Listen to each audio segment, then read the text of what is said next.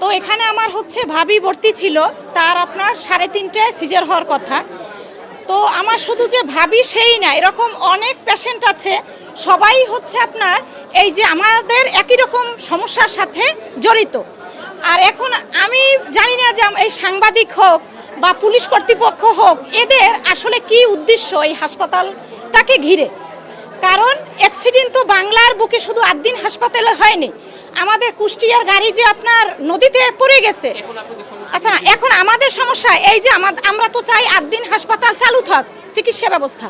কারণ আমি যে আপনার এই যে বিল দেওয়া হয়েছে ওষুধের সব কিছু ওটিতে ঢুকাবে, এই মুহূর্তে আপনার আমাদের রিলিজ দিয়ে দিয়েছে। কাউন্টারে আসছি, কাউন্টারে এসে আপনার কোনো লোক নাই। তো আমার এখন মেডিকেলের যে ওষুধের বিল, এটা আমি কার কাছ থেকে নিব? আমি কি আপনাদের কাছ থেকে নিব? এখানে লোক নেই কোনো জায়গায় না। প্লাস কত রোগী আপনার ক্রিটিক্যাল অসুস্থ, দেখা গেছে তারা এখন গাড়িতে উঠানোও সম্ভব না। তো এই পেশেন্টগুলোর রিস্ক কে নেবে? না, হ্যাঁ, যে আমরা এখন তো বিপদগ্রস্ত। আর বিপদ কি? এটা একটা জীবনের প্রশ্ন। শুধু যে আপনার টাকা পয়সা সেটা না, যারা ভর্তি তারা তো ক্রিটিক্যাল কঠিন অবস্থায় আছে। আর প্লাস আমরা সাথে যারা আছি তার ফ্যামিলির লোকজন, তারাও ক্রিটিক্যাল অবস্থায় আছে।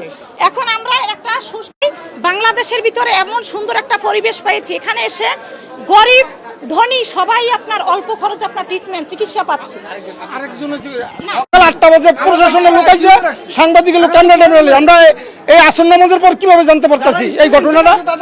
আজ আমরা রুগীলে আমরা কই যাবো? আমার 6.5 বছরের মেয়ে, কোন জায়গায় যাবো আমরা? কত দেখি আমি 2 দিনে আমার 28,000 টাকা বিল হয়েছে। মানে কি আমরা কোন দিকে যাবো? কত দিকে রুগীলে আমরা কোন দিকে যাবো? আমরা তো কুল কিনার পাইছি না। মানে আমাকে আপনারা কিভাবে করবো, সাহায্য সুবিধা করবো, কিভাবে হসপিটাল কর্তৃপক্ষে আমাকে দায়িত্ব নিব, এটা আমাকে একটু আপনারা সহযোগিতা করে দেন। এখন এই মুহূর্তে তো কোথাও যাওয়া সম্ভব না, এটার জন্য আমাদের সময় দিতে হবে, যে কোনো বিনিময় হোক আমাদের এখানে সময় দিতে হবে। যেহেতু আমাদের যে বেবি যাদের রয়েছে আইসিইউতে, আমার নিজের বেবি রয়েছে আইসিইউতে, এনআইসিইউতে, লাইফ সাপোর্ট রয়েছে। তো এই মুহূর্তে কোথায় নিয়ে যাবো, কীভাবে যাবো?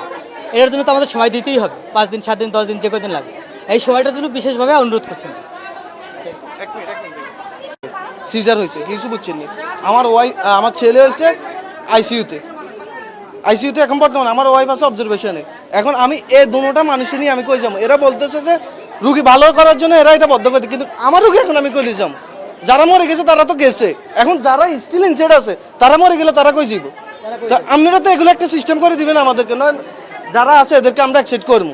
আমরা স্টিল ডাইরেক্ট বদ্ধ করে দিতেছেন, কোনো কথা নাই বার্তা নাই। কিরে ভাই, আমরা কি এখানে কি এমনি মরে যাওয়ার জন্য? বাচ্চা ওয়াইফ এখানে সবাই এখানে আনছে মরে যাওয়ার জন্য? তো আমরা একটা তো সাইড করবেন নাকি?